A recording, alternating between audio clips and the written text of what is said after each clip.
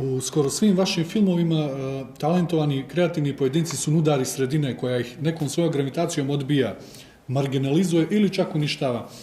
Upravo zato što kritikuju tu sredinu kako bi se ona promijenila na bolje. Da li je to sudbina ovih prostora? Da linčujemo vizionare? Da linčujemo one koji žele bolje? Pa mislim da je kod nas ovde, na tim balkanskim prostorima, uvek tako.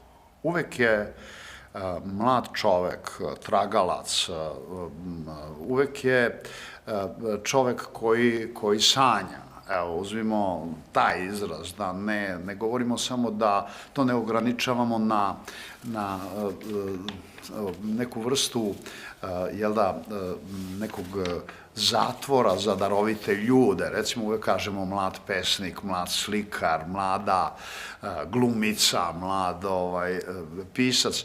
Dakle, svi mladi ljudi koji tragaju i koji nose u sebi neku vrstu pobune i neku vrstu potrebe za jednim snažnim izrazom u bilo kom smislu, koji teže istini, koji imaju jednu neku vrstu pobunjeničke prirode, oni su svi zapravo na ovim područjima prokaženi. Oni su zapravo persone non grate.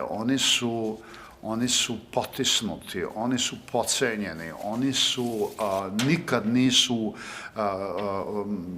pomagani, subvencionisani, njih ne voli ni vlast, ni porodica, ni prijatelji. Kaže, šta on nešto izmišlja, šta on to, kakve su to fantazije, fantazmi, šta taj hoće, šta on uopšte hoće. Ako je neuspešan, onda je kriv što je neuspešan. Ako je uspešan, onda je taj uspeh na nekoj njegovoj nenormalnosti i tako dalje. Dakle, to je dakle, ta tragedija osoba koja hoće od života više, koje hoće bolje, koje hoće da sačuvaju svoj san ili da ga realizuju. Dakle, mislim da je to jedan potpuno gotovo obavezni mehanizam i mislim da se kroz istoriju ništa ne menja za ljude koji sanjaju.